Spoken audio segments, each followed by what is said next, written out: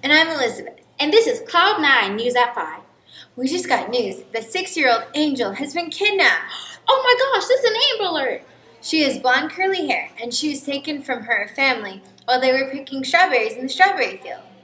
Just then, you will hear from our reporter at the scene. Thank you. This is Sheila, reporting live from the scene. Angel's family is very distraught. They have gone to rescue her without police assistance. They left 13-year-old Iggy and 9-year-old Gaz man home alone. Child services are very concerned. Back to you, Elizabeth. That was great reporting, Sheila. Thank you. I try. How'd you get back so fast anyway? I know, people. Oh, so now to our weather woman. Thank you. Now, as you can see, it rained erasers in the strawberry fields today. Now back to you, Sheila. Do you mean erasers that you clean the board with? No, these erasers are half man, half wolf. Like a werewolf? Yes, but they don't need a full moon to change. They can become a wolf whenever they want. Wow, that was something life-changing. On that note, time for a commercial break.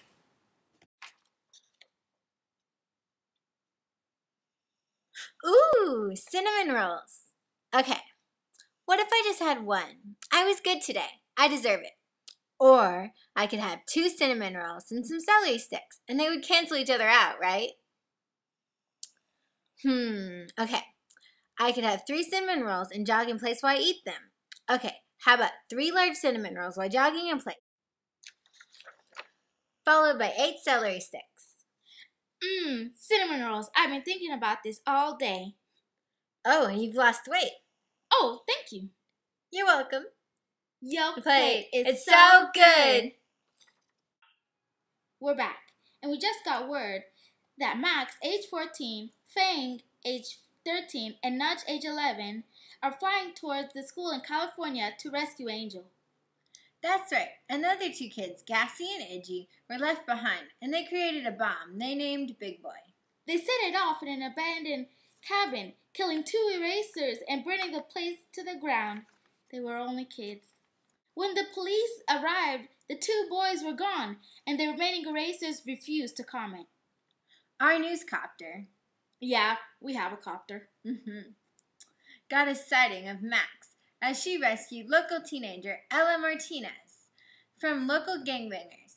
Witnesses claimed to have heard shots and saw a girl running through the woods. Dr. Martinez, the vet, confronted 2 shady men in her office the following day. If you see these men, please call the police. These men are not to be trusted. And wanted. And they're very dangerous.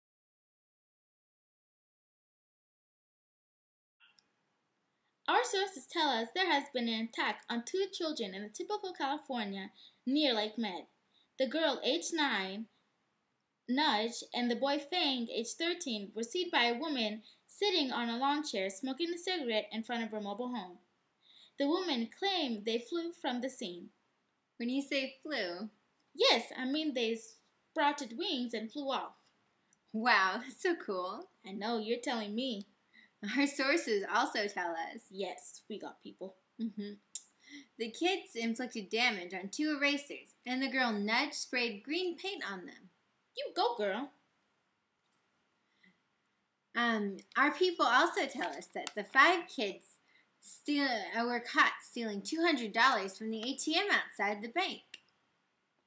These 5 kids are no other than Max, Fang, Iggy, Gassy, and Nudge. Looks like Bonnie and Clyde had children.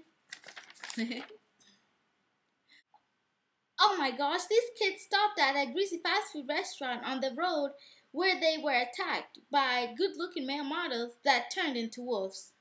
Wolves? They weren't really models, they were erasers. Oh, okay. I just got word that 3 out of 5 members of the flock have been kidnapped and taken to the school. Oh no! I'm so worried about them. After reporting, I really care about them. Me too. Like we were reading a book. Breaking news. The kids were locked in tiny cages at the school. Max feels betrayed. Finds out that Jeb Bachelotter, who was her father till he disappeared 2 years ago, is a white coat. He also tells us that she has to save the world. But she's only 14. We're hosting a news program, and we're only 15. Good point. I just heard Gassy and Iggy rescued Max, Nudge, Fang, and Angel, along with the help from the Hawk friends at Lake Mead. Our sources tells us that Angel read the minds of whitecoats while they held her at the school and learned that they had all the parents, and they also have a place called the Institute that had information on them in New York. The flock head to the Big Apple. Just then, Max and the flock have attracted a bit of attention to themselves in New York. Max is still hearing voices. The flock slip into the New York Zoo with other children to avoid the erasers. The next day, they pass the electronics store. All the televisions and computers flashed "Good morning, Max" as they walked by. Just in the mysterious voice is at it again. He tells Max and her friends to go on Madison Avenue bus and get off, where it looks fun. So they go to AFO Smith's toy store. This is where the kids think they have died and gone to heaven. Angel developed new powers of compulsion, and she makes an elderly lady buy her a bear that she names Celeste. The flock go to sleep in the Central Park, but wake up next morning surrounded by cops. Source people in our copter have informed us that the kids were frightened away by the police, and Angel accidentally left her bear Celeste behind. Just then, the flock, exhausted and worn out, go to the St. Patrick's Cathedral to rest and pray for hope. Inside, the church witnesses heard Max talking about getting a vision of a green building on 32nd Street. When they get to the building, the receptionist's desktop computer said, "There is a pot of gold at every rainbow." Gasman became discouraged, so Max promised him a fancy dinner at the Garden Tavern. The waiter was skeptic that they would be able to pay for all the food they had ordered. Breaking news, the waiter called the police. The kids felt trapped as they had never been trapped before, so they opened their wings and flew out of the restaurant, shocking many people.